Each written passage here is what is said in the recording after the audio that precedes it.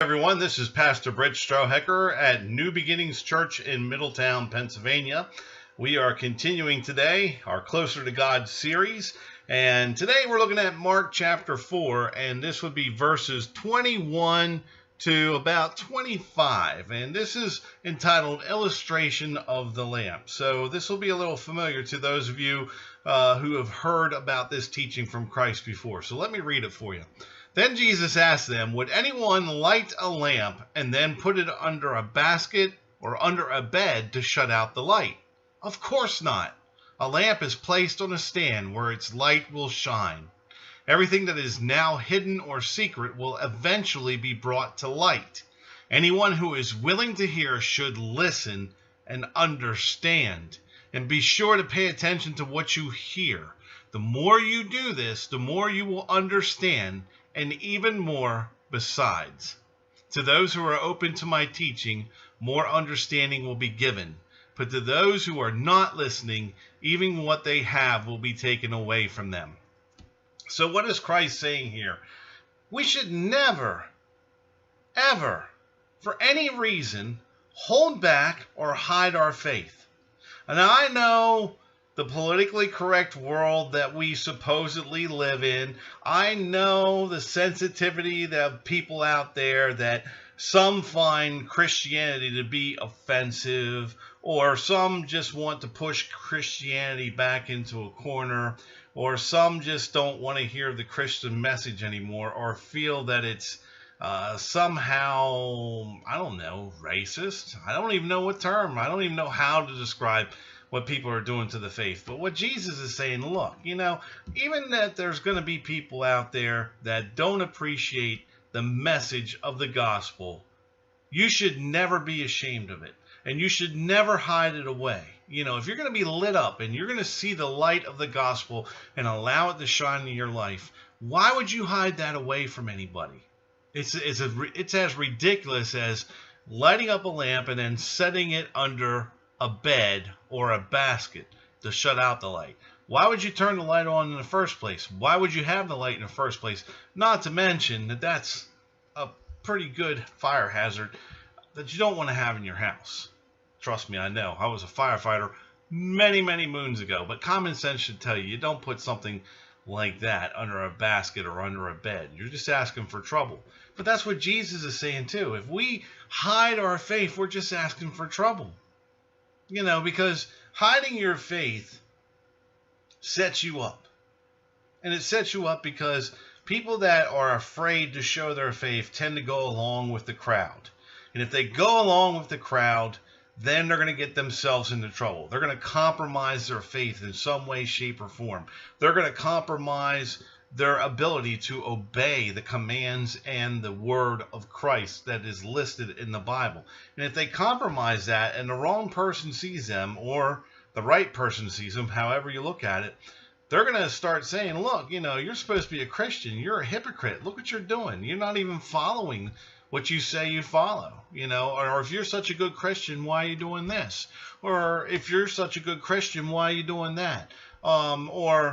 Well, gee, I never knew that you went to church. I didn't know that a church-going person would do such things. There's a lot of criticism out there like that. There's a lot of judgment going on. There's a lot of scrutiny going on. And, people are so quick to jump on the negative nowadays. It's unreal. It seems like the negative has such a powerful allure, a powerful attraction to people, that they'd rather go into the nasty stuff, the hateful stuff, the hurtful stuff. They'd rather know the scoop or the garbage or the dirty laundry or somebody, and they're quick to criticize someone, saying, you're supposed to be a Christian. Look what you're doing. What are you doing? So Jesus is like, don't be like that. Don't let the world put you in a position where you want to hide your faith away.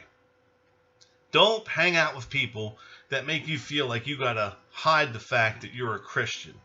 Don't be afraid to be the person that God made you to be. That's what Jesus is saying.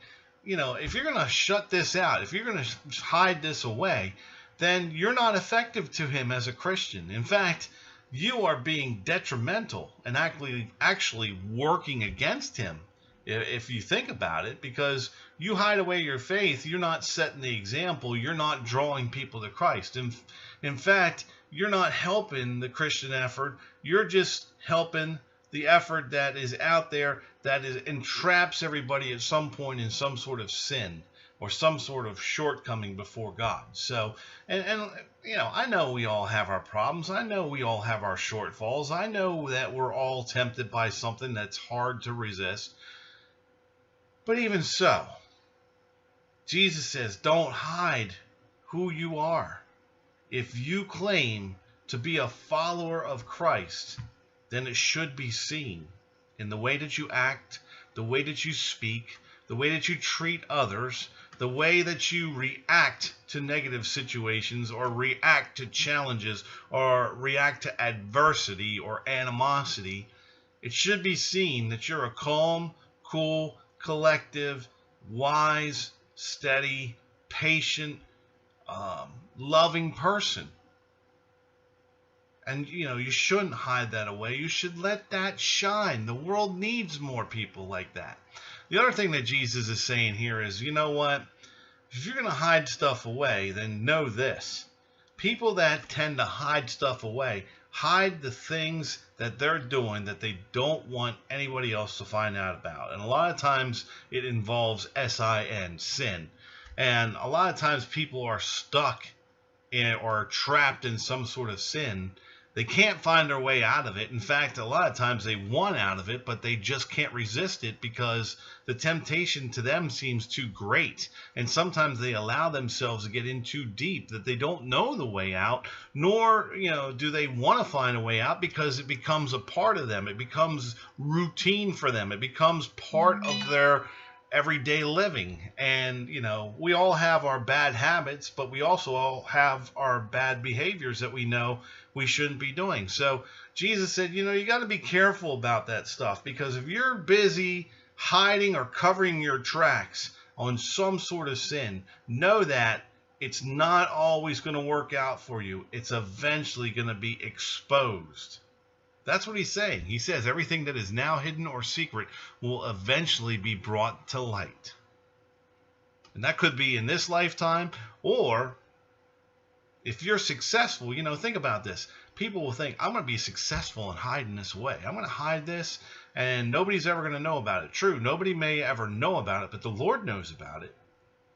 And he's not going to let it go unmentioned when Judgment Day comes around. So know that even if you get away with it in this life, you're not going to get away with it when you face the Lord. And that's a simple fact of life that a lot of people like to overlook or ignore or try to dismiss in some way, shape, or form. They dismiss the fact that each one of us will stand before God one day. So think about that day. Because you might be getting away with stuff now, but how uncomfortable, embarrassing, shameful, and what are you going to feel like when your Creator, your Heavenly Father, God, the Master of the universe, brings this to light before your eyes? How's that going to feel? And how will that impact you? Because there are consequences. So that's what Jesus is telling us. Don't take this as I'm telling you this. This is what Jesus is telling us. He's telling me. He's telling all of you. So, I'm not excluded. None of you are excluded. He's talking to all of us in this. Everything that is now hidden or secret will be eventually brought to life. Anyone who is willing to hear should listen and understand.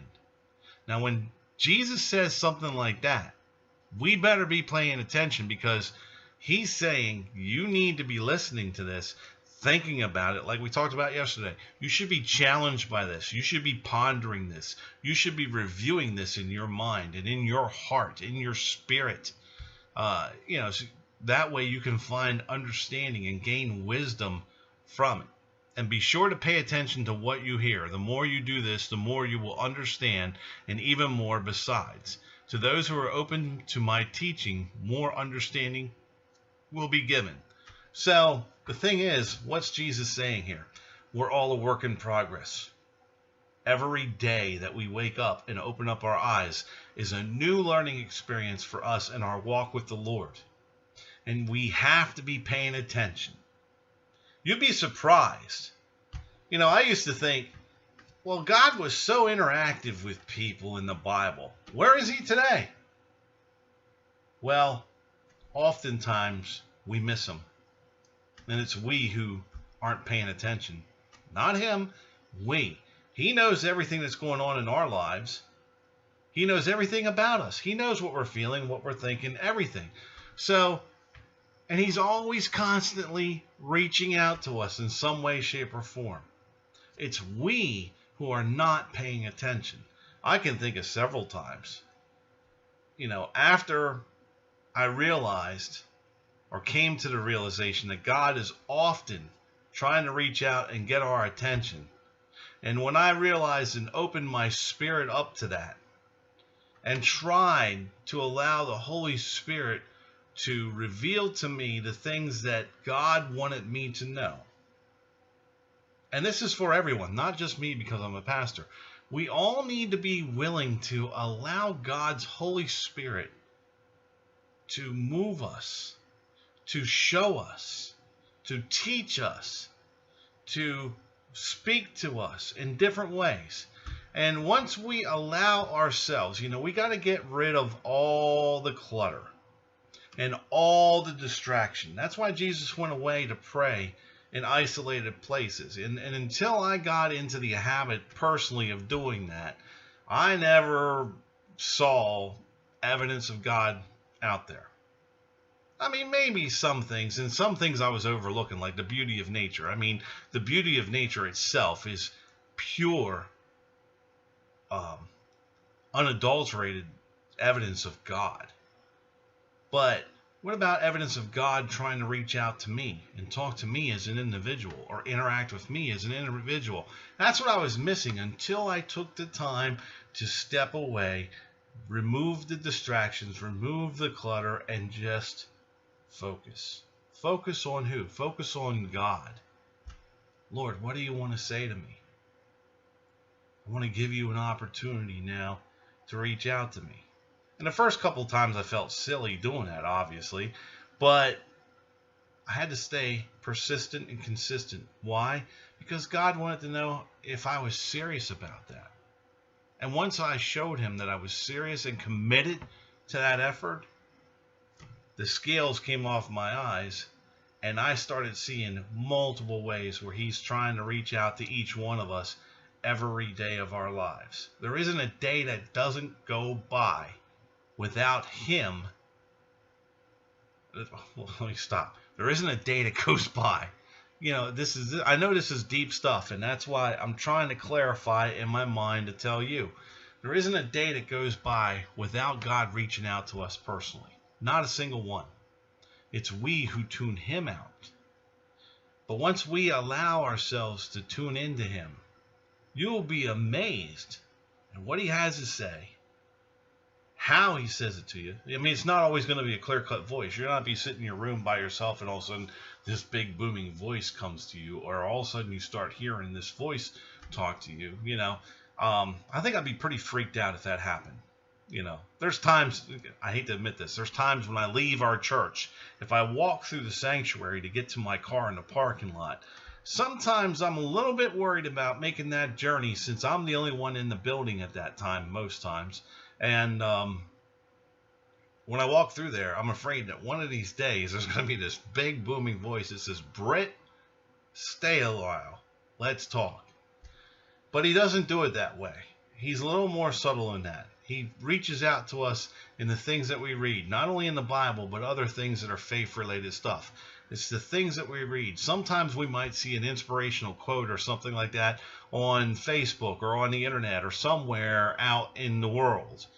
We might pass a church with a message board that has some sort of message on it that suddenly hits us in the forehead and we feel that message is speaking to me.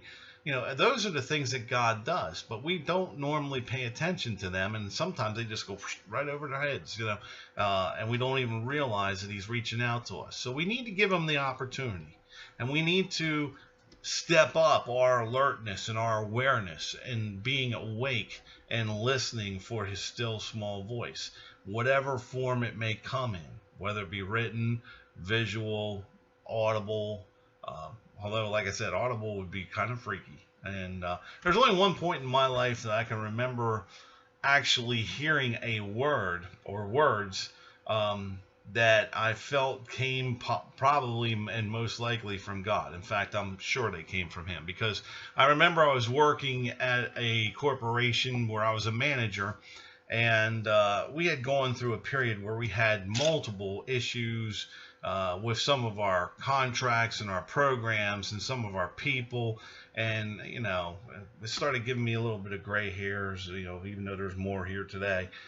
So it was not a good week, not a happy time. And I remember one day, after going to a meeting at another office, I went back to the office where I worked, and I parked my car in the parking lot, grabbed my briefcase. Yeah, at one point in my life, I carried a briefcase. That was long ago, though, trust me. But anyway, I'm walking through the parking lot, walking up to the doors of this business, and I'm thinking to myself, why do I keep coming back here? Because my spirit was really low at that point, and I was thinking, man, oh day, some days I wonder if all this effort is worth it. All this time and energy and effort that I'm expending in this company, do they appreciate it? Is it going to make a difference? Do other people appreciate it? You start questioning things. Those days, I'm sure all of you have had something like that. So I asked myself a question: why do I keep coming back to this place? And that's when it happened. Because in the silence, there's nobody talking to me. I'm by myself in the parking lot, walking up to the door of the office building, and I heard two words very distinctly in my mind, and they were proving ground. And I thought to myself, I just didn't think those words. In fact, as I'm pondering these things in my mind, those words were the furthest thing from my mind. So I'm thinking to myself, proving ground? Where did that come from? I'm not thinking that. What does that mean? Why did that just pop into my mind like that? And then I realized, wait a second, that's a message. And once I realized that that was a message, I had this warm feeling just go right through me. And that was kind of God's way of assuring me, yes, that was me, and think about what I said. And see, that's the thing. He's just like Jesus. Jesus made people think, and God will make you think. Don't expect him to say, look, this is the person that you need to marry, or this is the job you need to take, or you need to say yes to this or no to this. A lot of times he's not clear like that. A lot of times he wants you to grow. He acts like your parent. He wants you to be challenged. He wants you to learn. He wants you to mature into the faithful spiritual person that he envisioned when he created you. So he'll give you some hints, or he'll point you in the right direction and say, now, think about what I said, and are you going to follow it? Are you going to make a commitment to it? And when I thought about those words, proving ground, basically, in hindsight, after all these years, looking back, I was dealing with a lot of different people issues. People issues that ran the gambit of everything. Anything under the sun that you could think of. And then people's interaction with each other. I was dealing with issues of people working together or relating together or in the same type of organization and all that. I was learning all about human interaction, and that was important. Why? Because God was preparing me for what he saw in his mind that I would be doing. See, I never saw in my mind that I would be a pastor someday. If you would ask me when I was a kid what I'd be doing this day, I would tell you that I was be in the Air Force flying a C-5 Galaxy aircraft. Largest aircraft the Air Force has. Love them. I think they're awesome because of their capability and their power and the presence that they have, So if you would ask me what I was going to do with my life, that would be the answer I would have given you. Never in a million years would I thought that I'd be a pastor and doing what I'm doing today. But the Lord told me proving ground, and I had to think about it. He was challenging me. He's like, think about this. Where would this be important? I'm developing you. I have a plan for you, and I know where this is going. You need to trust me. You need to continue doing what you're doing. Continue learning. Continue to persevere. Continue to appreciate the people that you're leading, the people that you're working with, and understand how they interact with one another. Understand the different personalities. That was all important for me to know to be an effective pastor. I didn't know that that was what I was being developed for at the time, but looking back, I can see that was the reason for that part of my life. There was a purpose and there was a plan to it, and God was executing that purpose and plan. And yes, was I challenged? Yes. Was I sometimes fed up with it? Absolutely, of course. Was I sometimes frustrated? Of course. Did I get tired of it? Of course. But there were also triumphs. And there were also times where you had that good feeling inside where you helped somebody or your organization hit a goal or achieve something, which we did. And it was all a terrific experience. And I wouldn't change a thing about any of it because I met some good people. Yeah, we went through some interesting times together, but I met some good people. And people that I still think about to this day. People I pray about to this day. Because I wonder what they're doing out there. I wonder how they're making out. I wonder what happened to them after our project came to an end and whatnot. So, you have to look at life experiences in that way because you are being developed. You are being cared for by God, but you have to take the time and pay attention and see if you can find Him amongst all the clutter and chaos that life throws at you. And where does the clutter and chaos come from?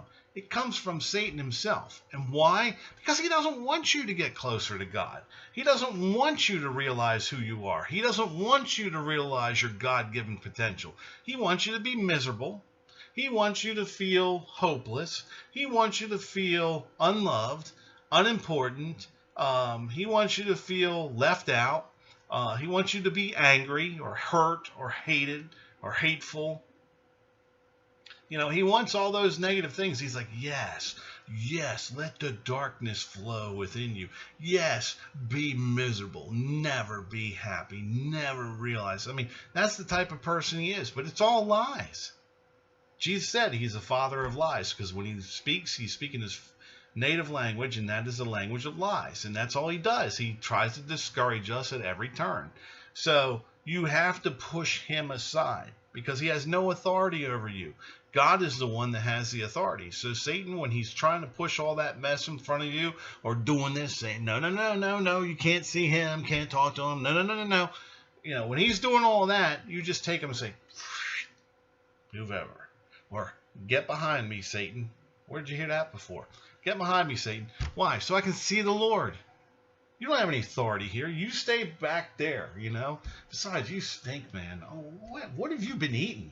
Anyway, yeah, I'm tired, and sometimes I get a little weird and giddy, and a weird sense of humor comes out of me. But anyway, Satan's got to be behind you. Why? Because the Lord needs to be in front of you. That's where you need to place the Lord. That's where your focus and your attention needs to be. And that's what Jesus is talking about. If you do this, the more you will understand, the more you listen, okay? And be sure to pay attention to what you hear. The more you do this, the more you will understand, and even more besides. So he's saying your wisdom is going to increase by leaps and bounds if you are willing to listen and pay attention. But those that are not, but to those who are not listening, even what they have will be taken away from them. And that's true. God's going to give you a multitude of chances. But every time you ignore him, it reduces the blessings he's willing to give you. Because if he's seeing that you're not willing to listen to him or work with him or pay attention to him or understand what his plan or purpose or intention was for you when he created you, he's going to start not blessing you. He's not going to open up doorways and windows for you. Why? Because you're being rude to him and ignorant to him by just turning your back on him or refusing to listen or just taking him for granted. That's what Jesus is trying to tell us in this passage. So what do we need to do? We need to listen. We need to take the time to listen. And then we need to grow. We need to learn. We need to desire God's wisdom and knowledge so that we can be a better person. And we need to be committed to being the person that God intended us to be. And once we do that, what's Jesus telling us? The more you listen, the more that's going to be given to you. And if you please God, it says, we were talking about the parable of the sower yesterday, where, we're fruitful and will increase 30, 60, or even 100 times in producing fruit. That is the goal. That is the goal for while we're here on earth. Because if we're successful in doing all that, you won't believe the unlimited and unimagined opportunity that will be waiting for you in heaven. So I know that was a lot for today, because there's a lot in here. And I don't mind taking the time to share that with you or discuss that with you. And I appreciate you taking the time to listen. But hopefully this will help all of us. I mean, it helps me. As I'm talking to you, I'm thinking to myself, wow, that really helps me. That's why it's important for us to stay in God's Word. No matter how many times we read this stuff, every time we go back to it, we learn a little more. A little more is given. Why? Because Jesus said, if you're going to do this, if you're open to his teaching, more understanding will be given. And he's fulfilling that promise. That's a promise. So remember that. And always remember that nothing in this world is more important than the love of Jesus Christ. I'll talk to you soon.